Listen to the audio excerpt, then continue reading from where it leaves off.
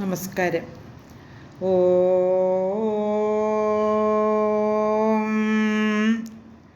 ഓം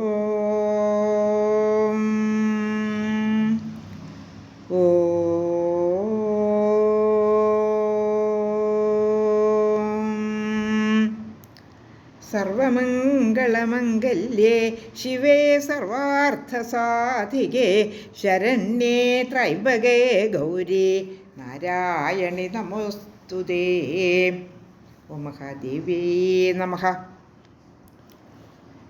ശ്രീമദ് ദേവി ഭാഗവതം പ്രഥമസ്കന്ധം അധ്യായം 13 5 ശ്ലോകങ്ങൾ പാരായണം ചെയ്തിരുന്നു.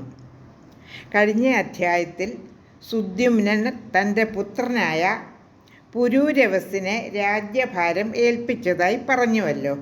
അതിനുശേഷം അദ്ദേഹം തപസ് ചെയ്യാനായി വനത്തിലേക്ക് പോയി. പുരൂരവസ ധർമ്മങ്ങളെല്ലാം അറിയുന്നവനും പ്രജകളെ രക്ഷിക്കുന്നതിൽ അത്യധികം ഉത്സുകനുമായിരുന്നു. അദ്ദേഹം രാജ്യം നല്ലവണ്ണം ഭരിച്ചുകൊണ്ടിരുന്നു. ശത്രുക്കളെക്കുറിച്ച് പോലും അദ്ദേഹത്തിന് ശരിയായ അറിവുണ്ടായിരുന്നു. ആരാണ് എപ്പോഴാണ് തന്നെ ഉപദ്രവിക്കാൻ വരുന്നത്, ബന്ധുക്കളാരെ ശത്രുക്കളാരെ, ഈ വിവരമെല്ലാം അദ്ദേഹം മനസ്സിലാക്കിയിരുന്നു. അതുപോലെ സാമം, ദാനം, ഭേദം, ദണ്ഡം എന്നീ ചതുരുപായങ്ങളും ആ രാജാവ് ഭരണകാര്യത്തിൽ സ്വീകരിച്ചിരുന്നു. അതുപോലെ പലതരത്തിലുള്ള യജ്ഞങ്ങളും രാജാവ് ചെയ്ത് വളരെ പുണ്യപ്രദമായി തന്നെ ദാനങ്ങളും ചെയ്ത് രാജ്യഭാരം നടത്തിക്കൊണ്ടിരുന്നു. ഇനി എന്താണ് പ്രതിപാദിക്കുന്നതെന്ന് നോക്കാം.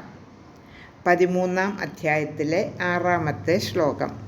തസ്യ രൂപഗുണൗദാര്യ ശീലദ്രവിണ വിക്രമാൻ ശ്രുത്വോ ഉർവശിവശീഭൂത ജഗമേചം നരാധിപം.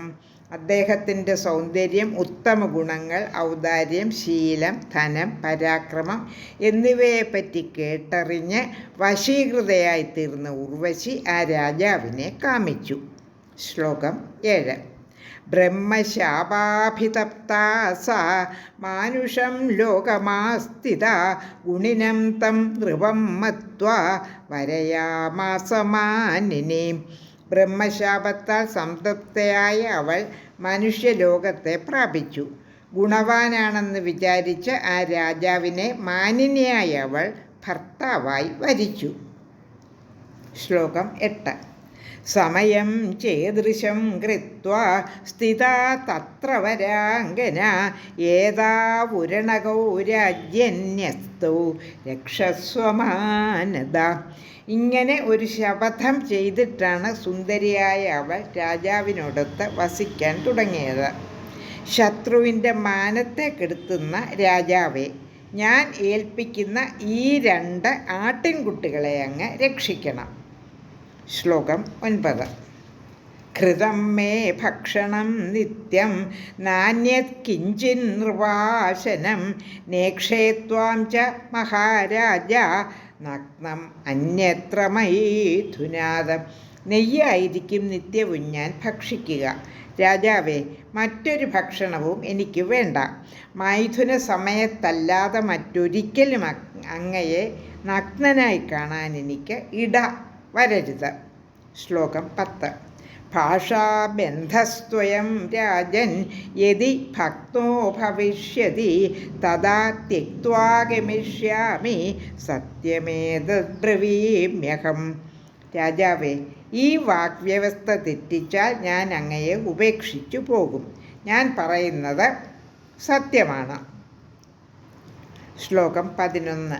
അംഗീകൃതം ച തദ്രാജ്ഞ കാമിന്യാ ഭാഷിതം തു യത് സ്ഥിതാ ഭാഷണബന്ധേന ശാപാനുഗ്രഹകാമ്യയാ.